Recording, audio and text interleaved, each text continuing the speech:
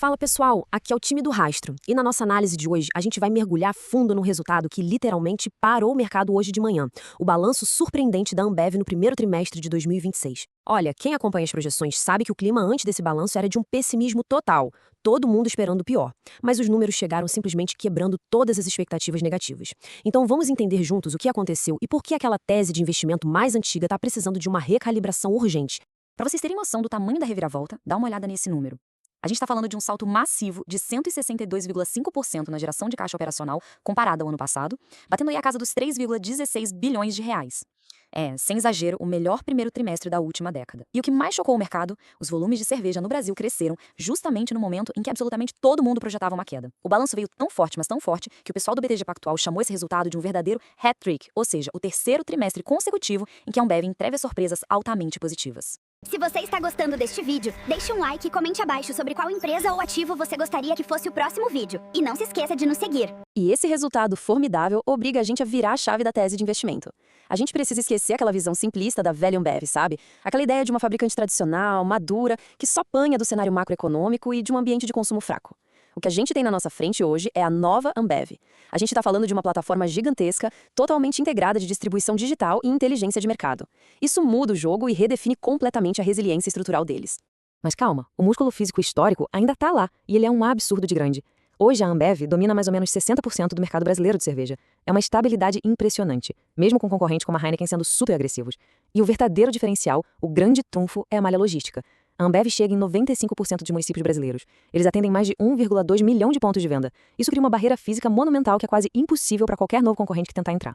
E é exatamente aqui que entra um conceito que a diretoria da empresa não cansa de repetir agora: a ideia de ser ambidestra. O que significa na prática? Significa que não adianta ter só os caminhões na rua e também não adianta ter só um aplicativo bonitinho. A grande sacada do modelo atual é justamente combinar o peso dessa distribuição física histórica com o cérebro, com a inteligência das plataformas digitais. É a fusão perfeita entre os pontos de venda e os servidores de dados.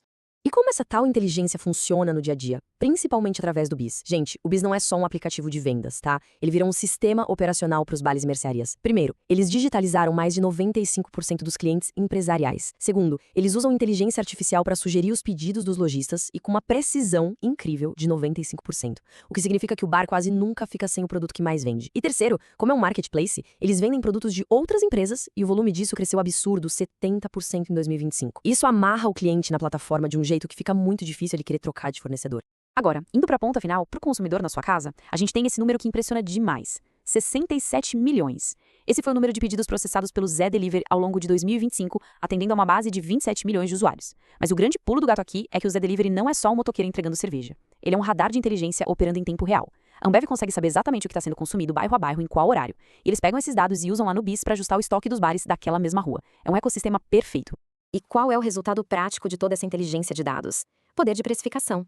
Pensa no ano passado. Em 2025, a gente teve clima ruim, economia patinando e os volumes de venda da Ambev chegaram a cair 3,3%. Uma fabricante tradicional estaria arrancando os cabelos. Mas o que a Ambev fez? Usou a rede digital para empurrar o consumidor para marcas mais caras. Resultado, a receita líquida por hectolitro, ou seja, o quanto eles ganham por cada litro vendido, cresceu 7,5%. Marcas premium, tipo a Spaten, ganharam um espaço enorme no mercado. E é exatamente isso que está pavimentando o crescimento que estamos vendo agora, no primeiro trimestre de 2026.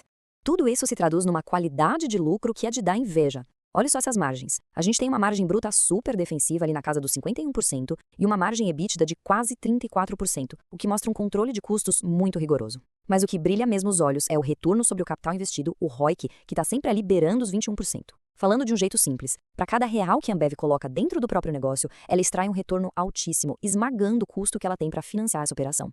E toda essa máquina de gerar dinheiro vai parar onde? Pois é, no bolso do acionista. A Ambev retornou um valor histórico de 20 bilhões de reais para os investidores só em 2025. O dividend yield, que é o rendimento dos dividendos, deu um salto gigantesco e bateu a marca de 8% no ano passado. Isso é prova de uma disciplina brutal na alocação de capital, transformando a empresa numa verdadeira potência de renda. Só que, claro, a gente não pode ignorar os ruídos. Sempre tem aquele medo no mercado em relação aos sócios de referência da 3G Capital, ainda mais depois de toda aquela crise nas lojas americanas, né? Mas é muito importante prestar atenção no que chamamos de institucionalização da Ambev. A estrutura da diretoria deles é altamente diluída e profissionalizada justamente para blindar as operações da empresa contra qualquer crise de fora. Com Michel Duqueiras na presidência do conselho e o Carlos Lisboa no comando, tocando uma estrutura super ágil, esse risco de contágio direto é extremamente baixo.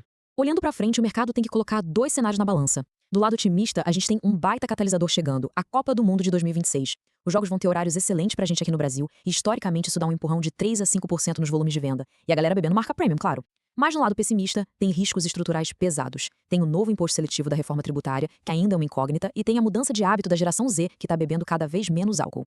E olha como eles são rápidos. Para mitigar isso, a Ambev já projeta vender mais de 1,1 bilhão de litros de cerveja sem álcool até o fim deste ano. Só que, curiosamente, uma das maiores ameaças que a Ambev enfrenta hoje não vem de outra marca de cerveja, vem da tela do celular. É a explosão absurda das plataformas de apostas online, as famosas bets. Em 2025, esse mercado gerou entre 36 e 37 bilhões de reais no Brasil, com uns 25 milhões de usuários ativos. Tem estudo que já mostra que o dinheiro que a família gasta com aposta empatou com o gasto em bebida alcoólica. Ou seja, é uma competição brutal, frente a frente, por aquele mesmo dinheirinho suado que a pessoa usava para ir pro bar no fim de semana. E tudo isso traz a gente para nossa reflexão final. A empresa provou por A mais B que essa tecnologia toda e as cervejas premium são armas incríveis contra qualquer crise. É hoje a empresa mais defensiva da bolsa. E o mercado reagiu. As ações já abriram hoje com uma alta impressionante de 15%, refletindo esse balanço espetacular.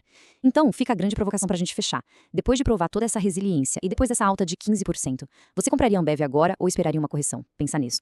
Um grande abraço do time do Rastro e até a nossa próxima análise.